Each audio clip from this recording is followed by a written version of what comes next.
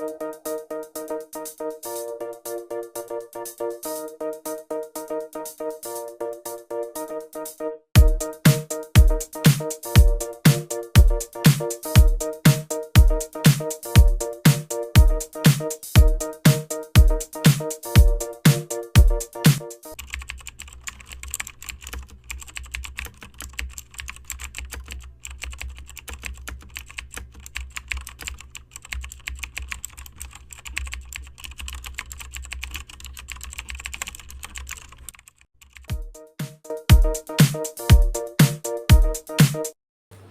datang, Mbak. Iya. Silakan duduk. Iya. Halo. Halo. Dari rumah atau dari mana, Mbak? Aku dari rumah aja, Mbak. Oh, dari rumah. Iya. Rumahnya di mana kalau boleh tahu? Di deket sini nih, Bu, deket pusat ACC. Oh, berarti deket ya? Iya. Hari ini nggak berangkat kerja atau gimana?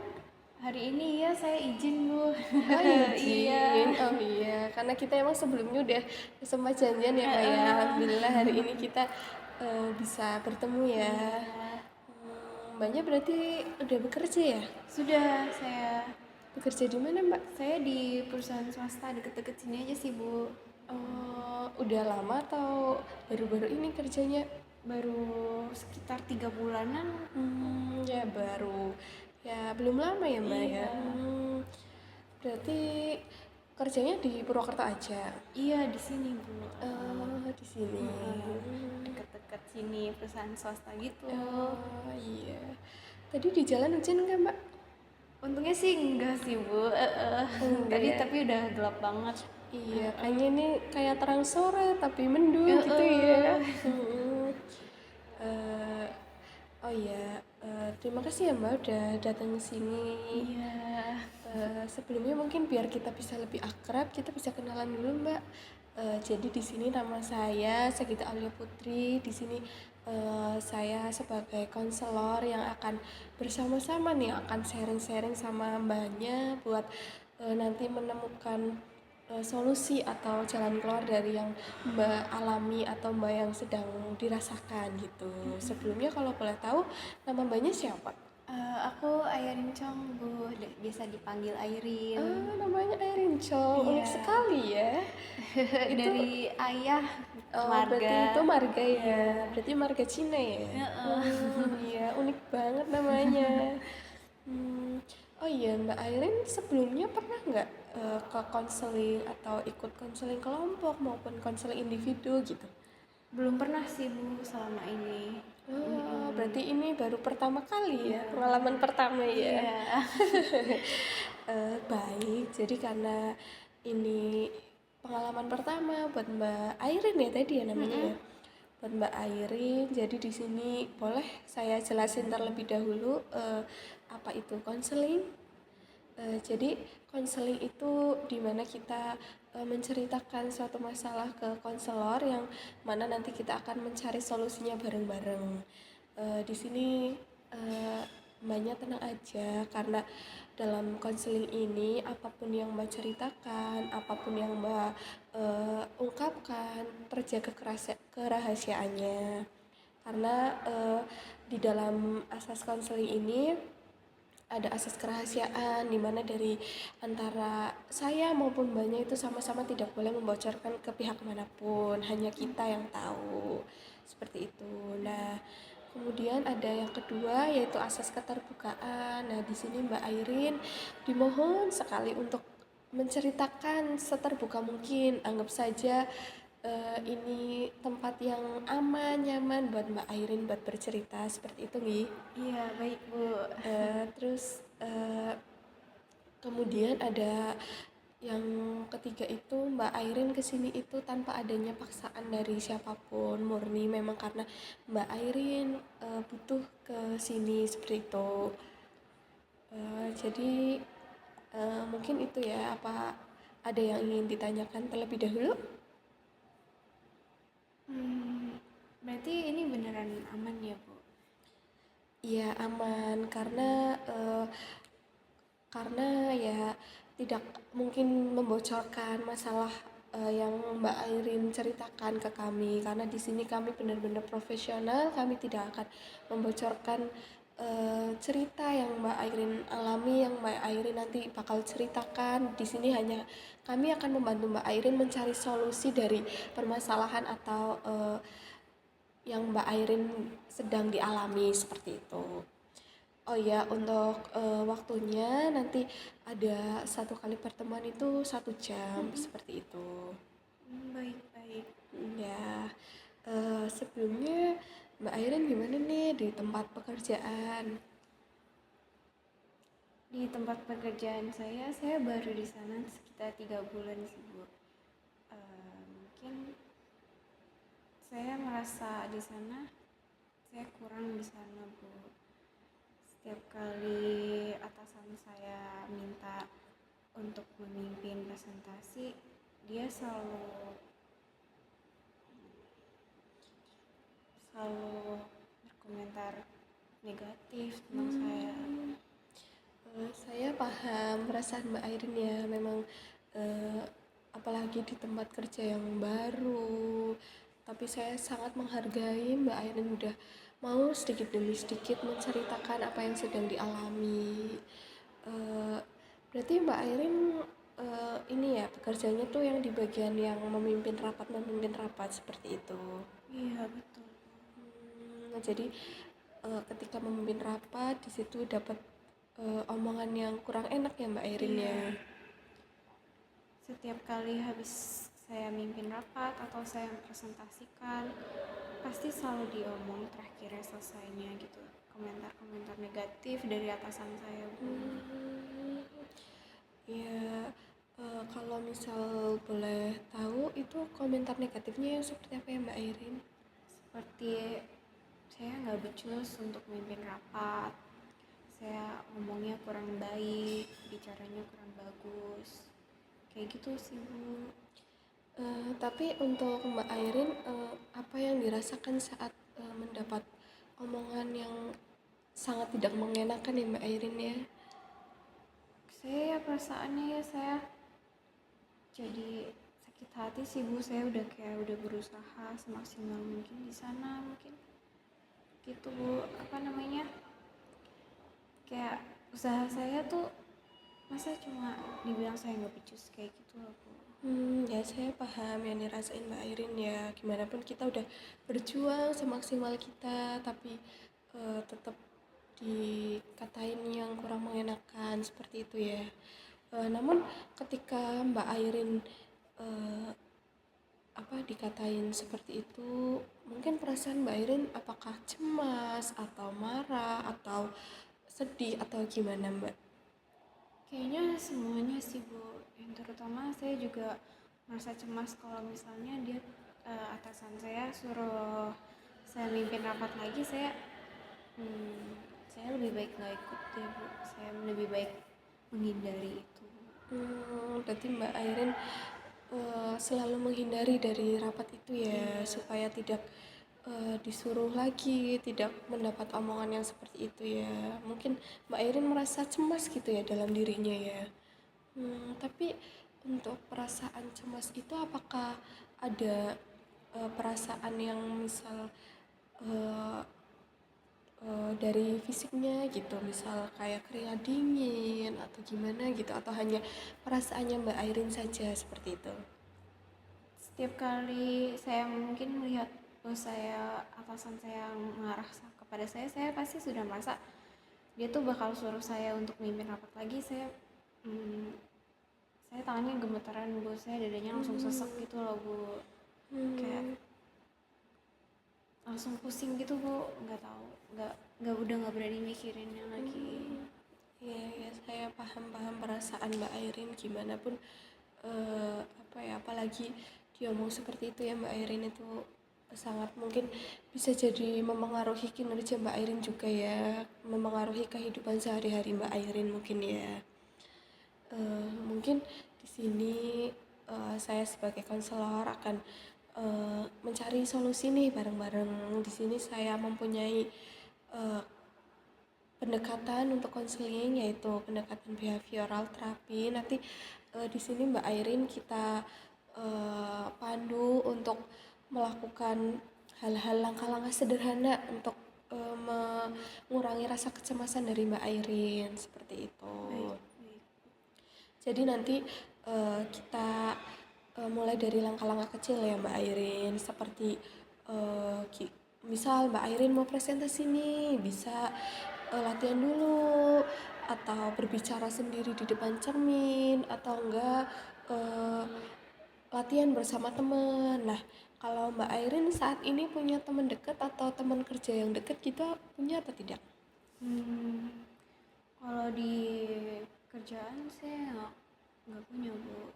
Belum punya ya, karena awal-awal juga ya Mbak ya, belum belum deket banget gitu ya sama teman-teman gitu ya. Nah, mungkin Mbak Airin nih punya temen yang dekat gitu atau keluarga di rumah, jadi bisa di rumah apa nanti berlatih dulu ketika akan presentasi atau berbicara atau memimpin rapat seperti itu. Bisa juga nanti Mbak Airin mencoba berbicara sendiri di depan cermin. Nanti supaya kita bisa tahu bahwa oh kurangnya di sini, saya harus lebih seperti ini, seperti itu. Mungkin saya bisa coba deh, Bu. Saya mungkin, tapi saya kalau mau cerita sama rekan-rekan kerja yang lain, saya malu, saya takut mereka kayak, ih kayak gitu doang, masa seperti itu. Iya, saya mengerti.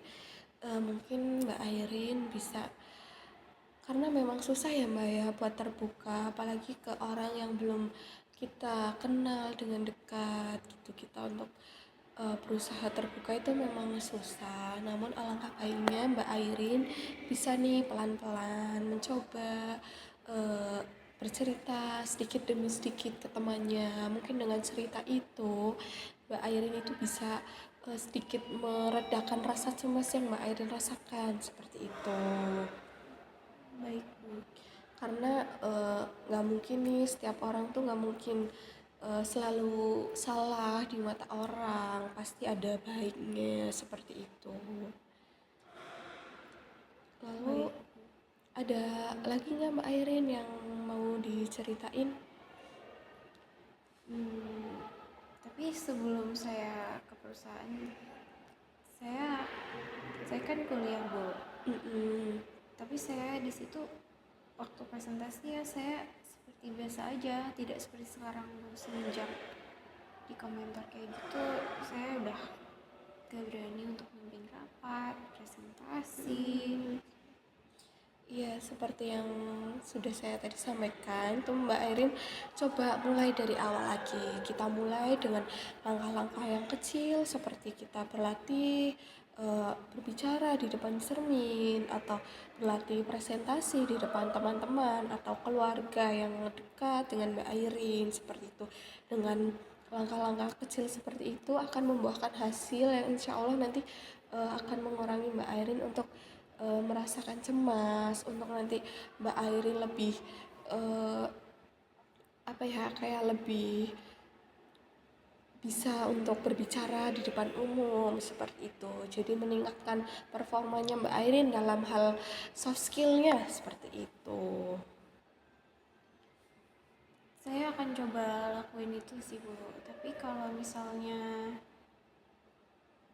saya presentasi, saya mimpin rapat lagi, atasan saya ngomong lagi kayak gitu, ya saya lebih baik mati aja deh, Bu. Saya nggak usah lagi kerja deh. Udah nggak berani. Ya saya mengerti, tapi eh, apakah dengan Mbak Airin berpikir seperti itu, apakah itu benar-benar akan membuat Mbak Airin merasa lega, atau mungkin pemikiran itu apakah menurut Mbak Airin udah benar-benar eh, bulat untuk seperti itu gitu. Karena kan selama kita mau berlatih, kita mau berbicara, mencoba lagi melaksanakan langkah-langkah yang kecil, itu pasti akan membuahkan hasil yang baik seperti itu. Apakah dengan cara seperti itu mungkin membuat Mbak Airin lega atau gimana, atau mungkin Mbak Airin berpikir bahwa dengan mati saja itu semuanya udah selesai gitu. Gimana menurut Mbak Airin?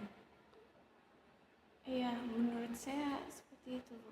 Saya lebih baik mati. Mungkin saya nggak usah merasakan kerja, saya tidak usah menghadapi atasan saya yang seperti itu mungkin.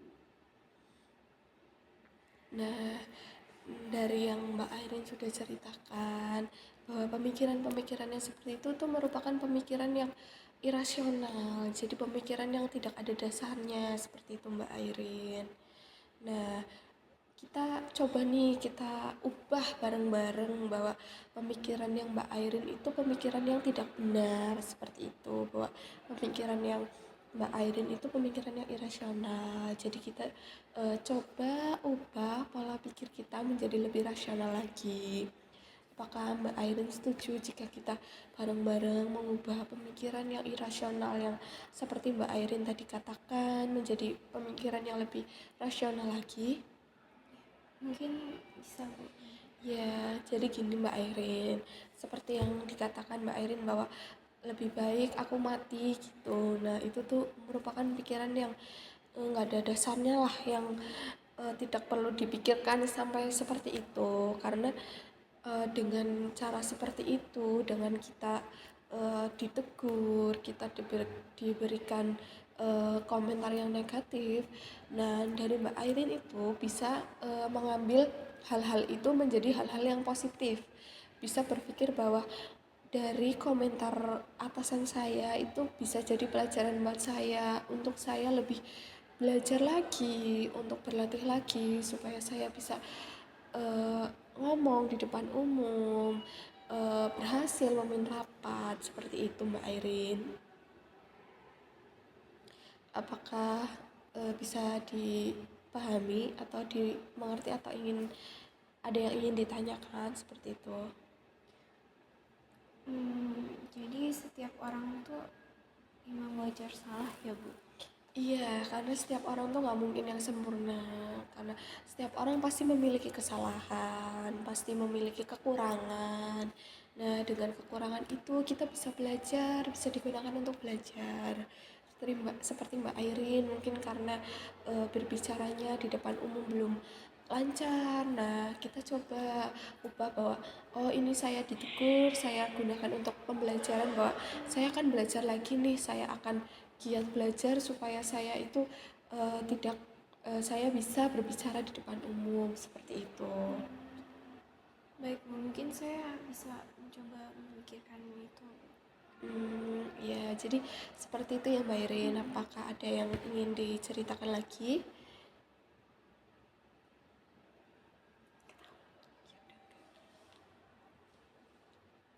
Mungkin cukup sih, Bu. Saya jadi mungkin ya pikiran saya jadi terbuka sih, Bu. Saya memang salah, saya berpikir untuk saya mati aja, Bu. Juga saya akan mencoba untuk berlatih di depan cermin atau mungkin sama keluarga-keluarga saya. Iya, benar sekali. Karena memang langkah-langkah kecil yang akan membuahkan hasil yang begitu besar seperti itu Mbak Airin, dan pemikiran-pemikiran yang tidak berdasar itu cobalah sedikit demi sedikit Mbak Airin singkirkan dulu gitu. Mungkin karena Mbak Airin udah cukup bercerita banyak ya Mbak Airin ya, mungkin udah bisa nanti dicoba di rumah solusi-solusi yang saya mungkin sarankan seperti itu. Mungkin kalau sampai seminggu lagi Mbak Airin ada kendala lagi atau ada yang ingin diceritakan, bisa balik lagi ke sini. Saya dengan pintu lebar bisa menerima Mbak Airin cerita lagi seperti itu. Baik, Bu. Terima kasih banyak, Bu. Iya, Saya jadi terbuka pikiran saya, Bu. iya, sama-sama ya Mbak. Semoga jadi terbuka dan selalu apa ya, menghindari hal-hal yang seperti itu lagi lah ya Mbak Airin. Iya, Bu. Ya, terima kasih ya. Terima kasih banyak, Bu. Ya, mau langsung pulang atau gimana nih Mbak Erin? Iya Bu, saya langsung pulang ya Bu. Ya saya pamit dulu ya Bu. Ya Mbak Erin. Terima kasih banyak ya Bu. Hati-hati di jalan.